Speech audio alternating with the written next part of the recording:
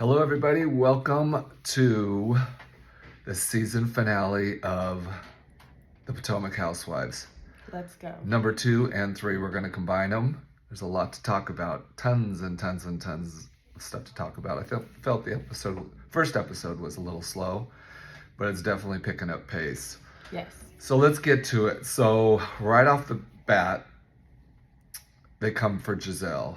Yes. And they want to talk about why she always waits to pull everything to the show. And I'm like, well, of course she does, because they're on Robyn for not bringing stuff to the show, and then she brings stuff to the show, and then the crew's trying to say, or the cast is trying to say, why does she wait until there's cameras to bring up stuff when they're talking about the whole instance with Chris? I think what the problem was that she wasn't bringing up stuff about herself. She's always bringing about stuff about other people to the show. But that's who she is. She always drops the tea. She admits to it. Yeah. She admits to it. But that's what people were having a problem with. Like, she was coming for other people, but then when it comes to her own stuff, like she was going through everything with her health, she didn't even want to talk about it. And then she did like a brief little segment that she, like when she was telling her daughters, like on the last episode. And then when Andy talked about in the reunion, like, let's talk about how that made you feel, she's like, let's talk about this later. And he's like, no, let's talk about this now. Right. And it's about sharing her own story, and she's always quick to share somebody else's story and someone else's drama, right. But it's never about herself. Right. Because she has nothing on. Well, but I feel in this instance, like, the thing is like the whole thing that went down with Chris, and that's really where this whole thing came from, is I could totally see her thinking like it was no big deal until Ashley brought it up to her, right? And then it kind of triggered her, like a lot of times, like all of a sudden your memory gets triggered for something and you're like, oh my God, I was in the same situation. He made me feel comfortable when he came into my thing, and blah, blah, blah, blah, blah. And so I kind of got that. I kind of got that. I don't think she was accusing him of like doing anything. It was just that he, by coming into her room, did cause her to feel uncomfortable about having the presence of him in there. Yeah. Do I think that she probably should have said something right then and there? Yeah. But at the same time, do you want to say something and then it be an issue, and then, you know what I mean? Like, yeah, an argument, or, deal with it right then. I suppose they should have, but. Yeah. I'm never going to knock her for feeling uncomfortable, because I genuinely think she felt uncomfortable in that situation. But at the same time, I feel like the way that it shaped the whole season around Chris was unnecessary. Yeah. And I think that he was like the sacrificial lamb through the whole season. Right. But they showed text messages. So I was thinking the same thing, but they did show text messages that, like, he had left a place early for some reason. And so then he sent her a message that, hey, like, if you want to talk about it, I'm more than willing to, and so forth and so on. If I did anything to, make you feel bad, I apologize. Right. And all that. So it kind of like, it was going on. It wasn't like editing. Like it did drag itself out. Yeah. And at the end of the day, I mean, Chris apologized. Giselle kind of apologized. Well, she did apologize at the end, and then he accepted the apology, but then his gutter wife came out with her dirty mouth and just literally, like, just visceral, just came, like, she tried to say, like, she's all, she's the victim all the time, I think. Yeah. And she just comes out of, like, none of those ladies on that show have the mouth that she does. It's disgusting, like, the way she comes for people and just constantly doesn't see anything. It's like she's just laser focused of just, No, Candace was tripping, straight up. Yeah. She was on one, like, when the husbands end up coming out, and I know we're kind of jumping around, but when the husbands came out, like, she was all for the word destroying of Giselle. Like, she was like, I'm coming for you, and anything I say, I don't care what I say and how this is going to hurt or how this is going to come off, but, like, she was tripping. Totally. Yeah. And another thing too is, like, I love how because they have the footage, right? So they replayed, like, the bar scene when what did Candace call her? Not Toontown Girl or whatever. Cookie Monster. No. Sesame Street. Sesame Street. Yeah. When the Sesame Street girl came out, and said that, and they played it, like he's just chilling at the bar and just kind of Yeah. like talking. Like it wasn't like he was trying to He didn't come pick on up to on her. her. And little Yeah. Happy Eddie too, the same thing. Like you can't smile at somebody. I mean, I totally agreed with that. I thought that that girl really, I don't know how she got herself into it. I guess through Ashley brought her around because supposedly she had tea, but she didn't have anything. Yeah, it was her 5 minutes of fame. Yeah. Yeah, she grew on TikTok or Yeah. something, and that was that. You know? Right. And you know, and Wendy really bugs me too, like Candace does. I can understand why they're good friends because they're so crazy and just so like intense about everything. And I don't like when people are that strongly intense about anything because then they're not really listening. But she was correct in saying that, you know, it's creating an environment where none of the husbands are going to say hello or even smile Right. at anybody because it's going to be, Oh, you're flirting. you're flirting. Yeah. You know what I mean? It's just going to be taken out of context, and then a whole show's going to be done about it. Yeah, and I agree with her. I feel like all the husbands are scared. Like, Yeah. they're scared to be in that position, and it's not a safe space for them because they're like, I don't want to offend anyone, and I don't want to cross that line with anyone. And then, like you said, they're not going to want to be a part of it. Right, right. Yeah, and then, you know, they got into Giselle's health scare too. Yeah. And that did sound really bad. I mean, Yeah. you know, I've known a number of women who've had hysterectomies and things removed from female parts, and you know, for her to go 10 hours, that really would be a crazy scare. experience. And plus the two kids who are, you know, they're not children, but they're not, you know, adults either. Right. And you know, she definitely has probably primary custody of the kids, and they live with her, and you know, she basically is, you know, well, she's their full-time mother, so Right. I could see that really being a difficult thing. And it was nice to see her sharing. Yeah, it was nice to see her really get emotional about that because that's Yeah. stuff that women are going through, and that is a Yeah. scary thing. And to have faced that and not being able to go home that night after telling your kids, and that's something that other people can relate to on like a Right. real level outside of the show. Right. And that's why she had such a outpour of love and support from like her fans and people that are Right. fans of the show, because she was more relatable in that sense versus her always being messy and spilling the tea. Right, exactly. I mean, Candace is right in what she. One of the things that really bugs me is how she, when everybody's talking, she'll just throw a little jab out there and throw a little jab, and she does it kind of like in a. Your dwindling Like, uterus. Yeah, like, I mean, to say like you're dwindling uterus, I'm Like, just like, ew. that is just going. It's gutter. You know, you're really hitting below the belt. Like, she doesn't get it. But even when other people are talking, she'll just be like, yeah, that's what she said. Yeah, that should have never happened. Yeah, everybody else's conversation she's kind of throw, and I'm just like, can you just shut up and let someone talk, and then have your point get across at a later moment without having your little, you know, captions. She came in with the fire. She came in hot. she was did. ready. She was like, every time someone would say anything, she's like, bam, I got you. Bam, I got you. She came in hot. She prepared. Right. She did. She prepared. She's like, I'm gonna say this. If she replies, I'm gonna say this. And like, she was ready. I know. I kind of look at her, I'm like, do you think she prepares for these things and knows exactly what she's gonna say, or does it just?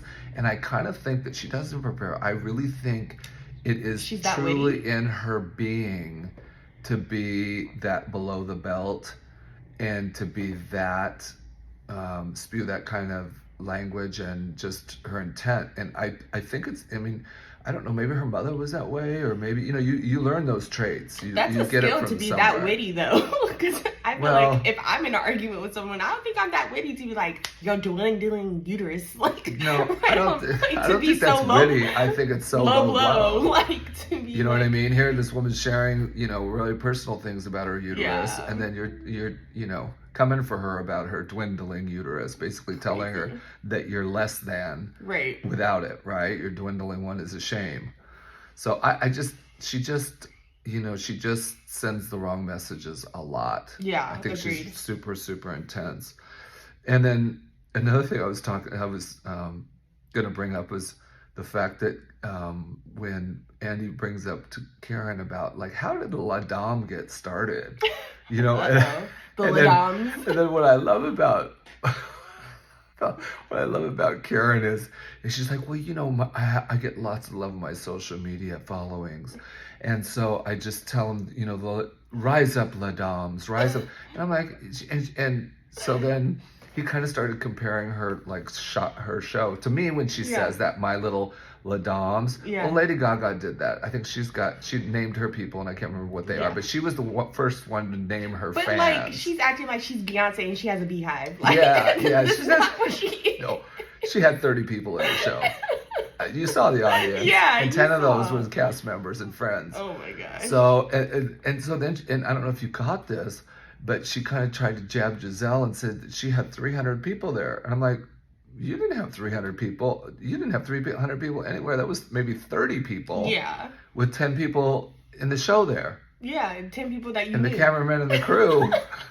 So what's that? That's 15 you people. You had like 15 people that you knew. Or that maybe came to see you. Like, I'm talking about 300. And that was, and then when he said like, well, you kind of got that from Luann's show, her cabaret show, because it's like a variety show. And she goes, oh no, I got that from my friendship with Wendy Williams. I'm like, Wendy Williams' show was not a variety show. No. There was no acting. There was no skits. I mean, she doesn't even know what a variety show is. There's no, That's so funny. skits, no comedy sketches, no nothing. She had a comedian come up and just do a comedic act. She had like I don't know, what else did she have? I have no idea. A couple of comedians, and that was about it. But I can't get over how she just really is all about herself and just thinks she's Beyonce. Yeah, she thinks she's Beyonce for sure. She's living that life. Right. Totally. Yeah.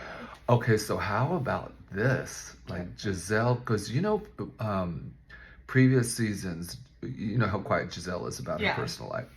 So she has had one of the contentions is that people would always be like, well, who are you dating? Da, da, da, da. And she kind of wouldn't say. And then I think she was about to go to her ex-husband at one season and so forth and so on. But she was literally answering all the questions about her new boo. And then Andy goes, okay, does he call you? Like, does he call you when he's in town? And she's like, he calls me for him to come to town and when I want him there, basically. And then the older guy that was in the clip, which I couldn't get him, but she said, well, he calls and then asks if he can see me when he's in town, but she made it seem like she doesn't see him she doesn't see him all the time and that kind of thing. So maybe she's dating two guys, one more serious, but the one has high energy, she said, the younger guy. Of course he's he younger. does. Yeah. She got her little young thing. Yes. Cougering it up. I love it. Good for her. Right? Hey, whatever. You got to get in where you can fit in. Yeah, I love it for her. That's right. So then let's talk about Miss Mia again. Uh-oh. So actually, I'm liking Mia in these reunion specials this year. She's classy. I think because of what's happened to her, like with losing the businesses, I think she's a little bit more humble. Yes. She's not, because she used to be a mouth too, like Candace. But Candace never learns. Candace has been on the show a lot longer than Mia. Mia, I think, has finally learned that that's not the way to go, to get all crazy. Yeah. So, but what she did is when she brings out the tea and says that Wendy was screwing Peter or had screwed him. But then that kind of started off the whole context of, we'll get to it at the end, but a series of things about Karen having the boyfriend and about Wendy screwing Peter and all of these things just thrown out there in the population on social media that kind of came back like they weren't and even Mia tried solved her own kind of things and was like, oh well, if it didn't happen, it didn't happen. But my friend told me, and this is what I heard, is that you guys had dinner beforehand and so forth and so on. And so, but everything kind of it was kind of a lot of salacious gossip that then fell dead after it was investigated during the shows. Right. And I feel like a claim like that, it's like Karen says, you better have the receipts. Right, and, Mia accusing Wendy of sleeping with Peter, I mean, it's hearsay, but she doesn't have receipts on it. Right. Yeah, right. And I think, like you said, it, dwindled throughout the season, that it wasn't really happening, or it may have happened, but it was gossip. Right. Exactly, gossip. Yep. And then we'll bring up one really cool moment, I thought, was when they brought up the was it colorless? Colorism. Yes. They brought up colorism, and I thought it was really well handled by Bravo. Yes, to definitely. not have Brandy in it. I don't know that it was a good idea to have Candace be the moderator for that subject, but it was like because he said that she was the most vocal about it. Yeah. But I felt like her being vocal about it was her views and really didn't take into the views of the rest of the women there.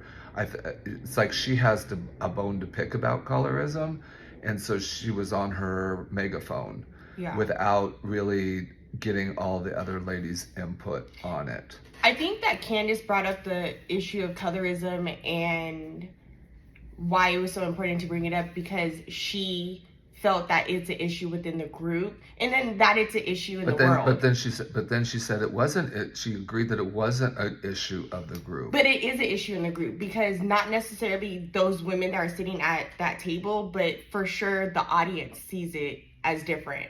And colorism is a real thing. I mean, I'm sure it is. Yeah. Her and Wendy probably both face it when they're at the table with women that are very fair skinned. And 90% of the cast are very fair skinned and light skinned women. Right. And that is something that they probably experience, not judging. If you're just looking at a photo with them, not knowing Candace, not knowing Wendy, not knowing any of these women, people are going to judge them based on their color. Straight up. Not knowing their factors, who they are, and all that. Right. And I feel like it was an important thing to bring up, but I also think that she had a personal vendetta about it. Yeah. And she was trying to play the victim in a way that I don't feel like the group was seeing that. Like, the group was like, we would never judge you for that. We're judging you based on your character. We're judging you based on... Ashley really, I thought, hit the nail on the head. Yeah.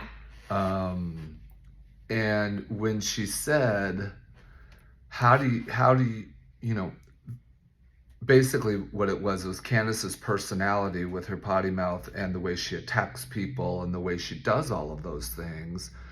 There's nobody else in the group to compare it to. In other words, let's say you had one of the lighter skinned girls having that same mouth. Now, if the judgment was different for one of them, you know what I'm saying? Like, if you have the same personality and you have the same whatever your personality is, right? And then you have a lighter skin and a darker skin person and they're being treated differently, then okay, you can compare that. But you can't say, just because the color of my skin, I'm being treated differently than everybody on this group. Because, like, for instance, like I don't like Candace just because of her potty mouth and those kinds of things. Like, it doesn't matter the color of her skin. When she brought that up, obviously I know the topic, but I never thought about any of that and I watched that show for years and years and years. There's just a bunch of ladies that get together and they do their thing, and there's never been a race thing. But what I found it was interesting was how she went after, was it Giselle? At the with end. Your white skinned or light skinned with your white looking ass. Yeah, your white looking ass. I mean, here she is, the spokesperson for this show. Right. And then she turns around and does exactly what she's preaching about shouldn't be done. Right. I mean, that's what I'm telling you, how crazy she is. Like, and for her not to apologize and say she wasn't going to apologize, I just thought, you know what? I'm done. And colorism goes both ways. It goes the way of feeling that you look too white, or like in being a fair skin, and then being darker and feeling that you are not as equal to someone that is lighter skin. It goes both ways. Right. So for her to have brought up the topic and then to go back at the end and say those things to Giselle is wrong. Totally. And she was completely wrong. And again, it was a conversation that she just did the Webster's Dictionary version. Right. And again, she was playing the victim, and I feel like she was playing the victim on something that she was not. She was talking about colorism, but that wasn't the issue. The issue that people have with Candace is her mouth. Right. And her attitude. That is it. It's not because her skin's darker than the next person. In that group. Right. Outside, in the outside world, people are going to love or hate you for different reasons. You know what? But that's in society. You're too tall, you're too short, you're too fat, you're too skinny. Your eyes are cross-eyed. You're this, you're that. Everybody is judged. Everybody is judged. And again, colorism is a real thing, and I'm so glad that they had that platform to speak on it. Right. But I don't think that Candace, gosh, she just didn't use that platform in the right way by going back on what they just talked about and saying those things to Giselle. It was wrong. Yeah. And the thing is too, I just want to add this too, like, beautiful people. Yeah. That, I have friends that are drop dead, beautiful individuals.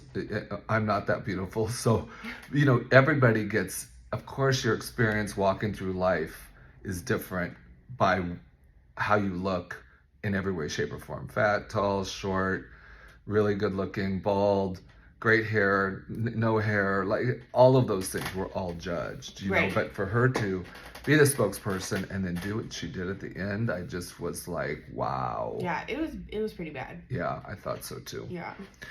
Okay, next thing is, so what does everybody out there feel? Is Karen guilty or not guilty? Oh, she's you guys gotta hit us back, DM. Yes.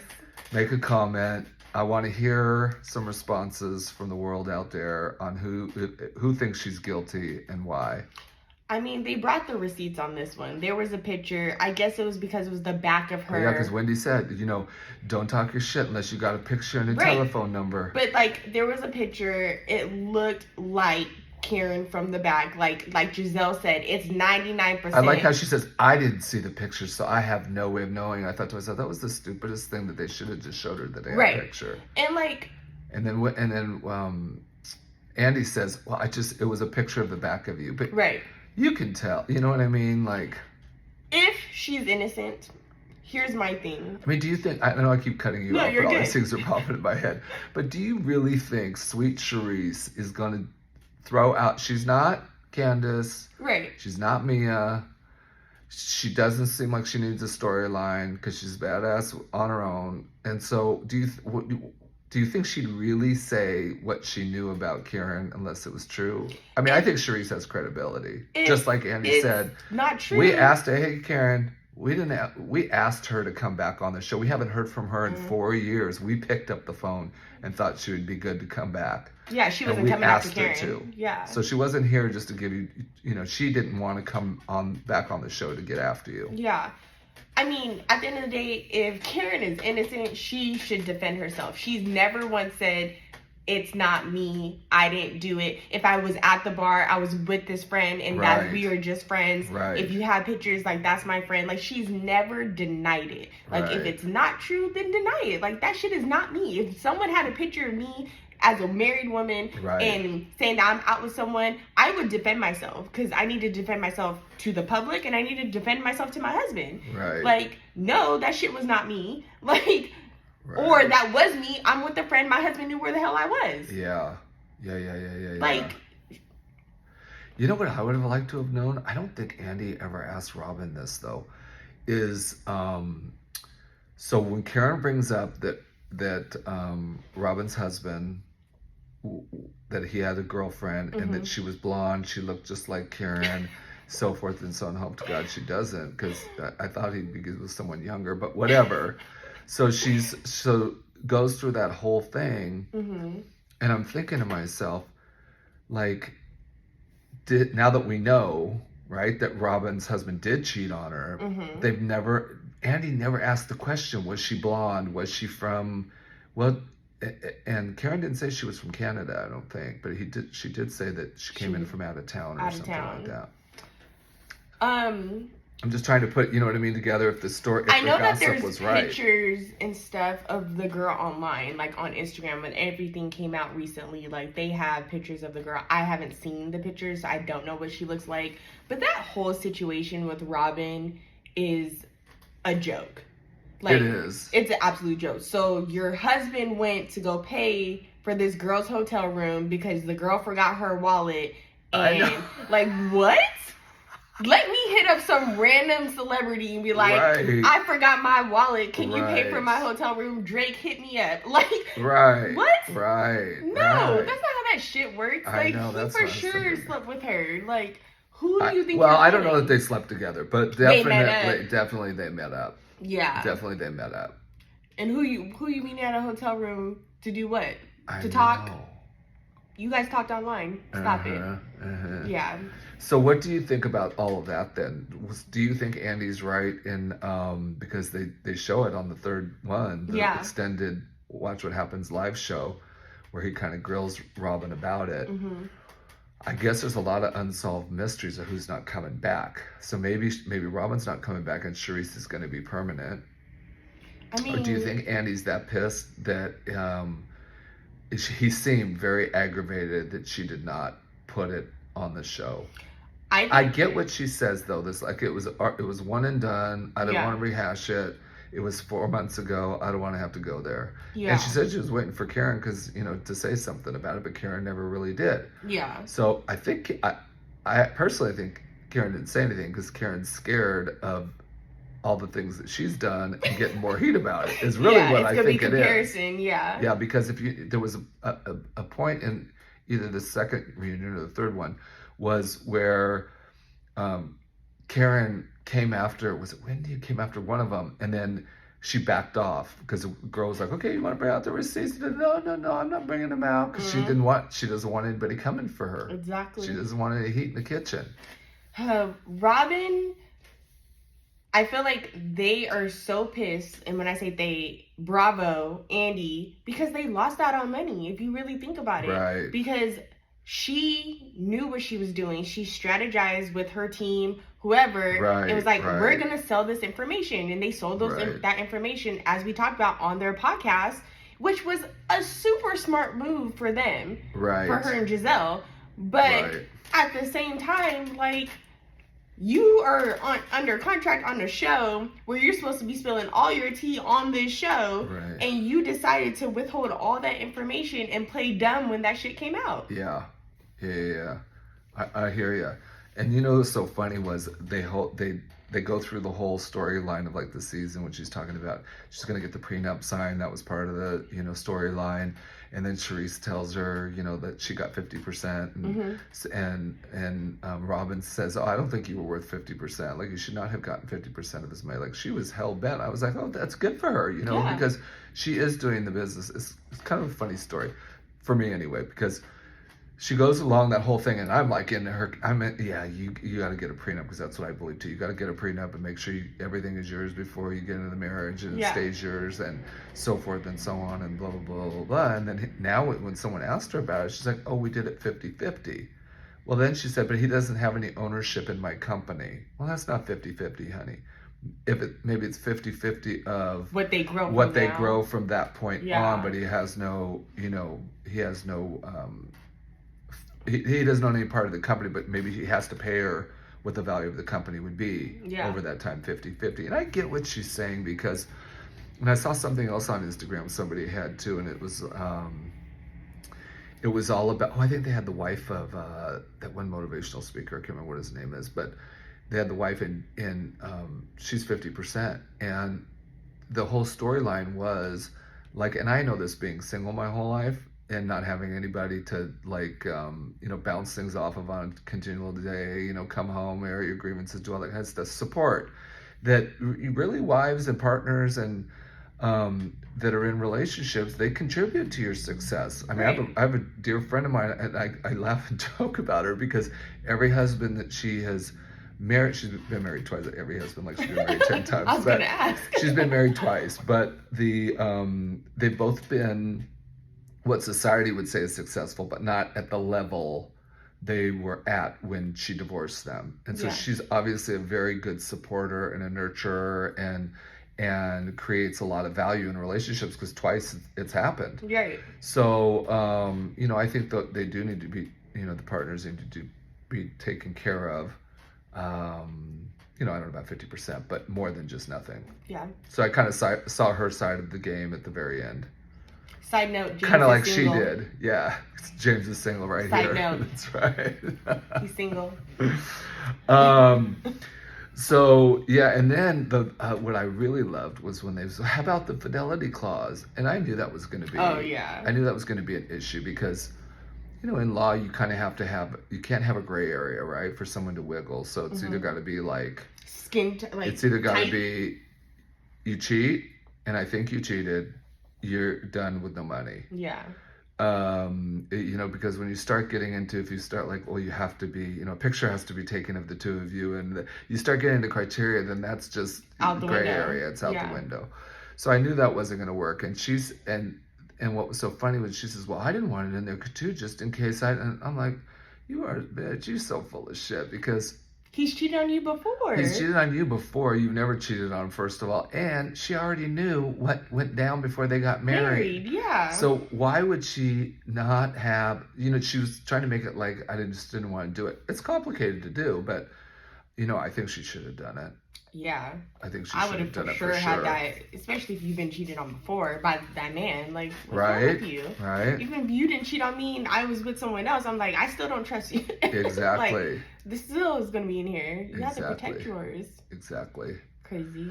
And so let's talk about the husbands when they came out. We're going to backtrack a little bit when they came out. I don't know. I mean, Chris kind of got crazy for a little bit. Yeah. Which was kind of like, okay, sit down, like calm down. You're not part of the show. Oh no, we left out. We didn't talk about Jacqueline came out with the receipts. Yeah.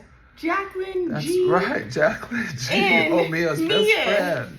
Yes, I forgot about that. Oh goodness. So when she came out, I thought it was really going to be something, but there was some tea spilled, and it was good tea too, because it was correct. Yeah. And we also this is the only reason why I think maybe Mia might not be coming back, is because Jacqueline said that Mia told me this was our storyline. And when they started playing clips and stuff, I could see that Mia was really kind of acting through a lot of it. Yeah. And it was kind of set up, and it was kind of and so that might not be something Bravo really wants out there. Exactly. And not that they knew about it, but still, it's one of their cast members. I loved the fact when she said, and by the way, I'm not losing my house. I got my house. Where's your house, Mia? Damn. Right? I was like, how they panned to the girls every time, and they were like laying, they're like, damn, bitch, oh my God, what? And they're laying back and slouching in their chairs. They were like, this is the tea. They couldn't handle it. They were like, and Candace goes, tell us more about that. That's how she got her to reveal about the whole storyline.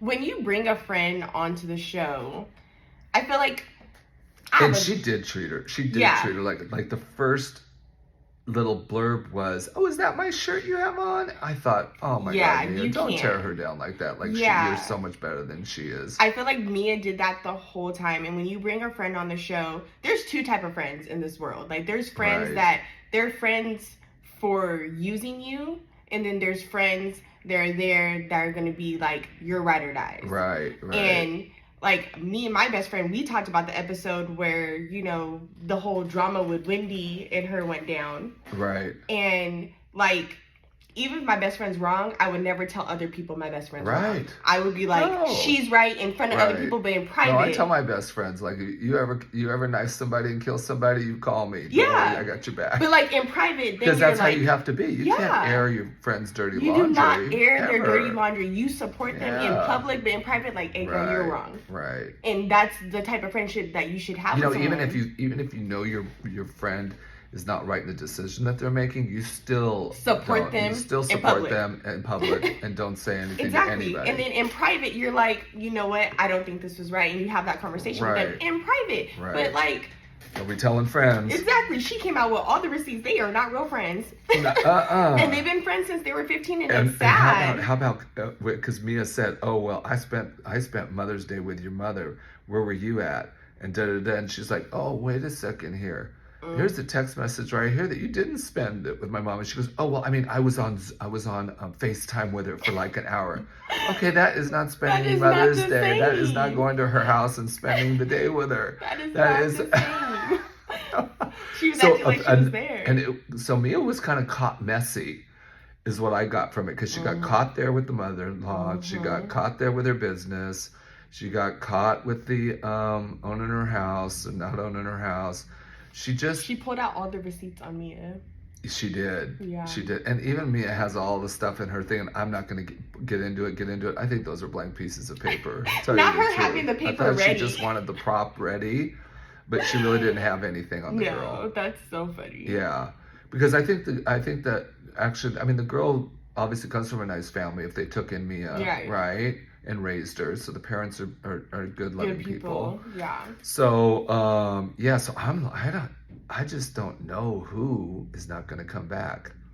Or maybe they all come back. I don't know. Come back and they add people. Yeah, but Robyn is kind of boring. And with her not spilling the tea and Andy all over her, I still think it's Robyn. I know I said it was Robyn last time, but I think it's Robyn too. And I think it might be Mia, although Mia's got kind of a storyline, I guess. Because she's going through all the drama with her finances. So drama with her finances, how they're going to rebuild their lives. Yeah. All of that kind of stuff. So we'll see. I don't know. We will see. Well, thanks for tuning in. Yes. And get ready for, I don't know which Housewives is up next, but we're going to choose another one for sure and go through the season. Hopefully it's Beverly Hills Housewives. That's my favorite one. Yes. All right. Thank you. Bye. Bye-bye.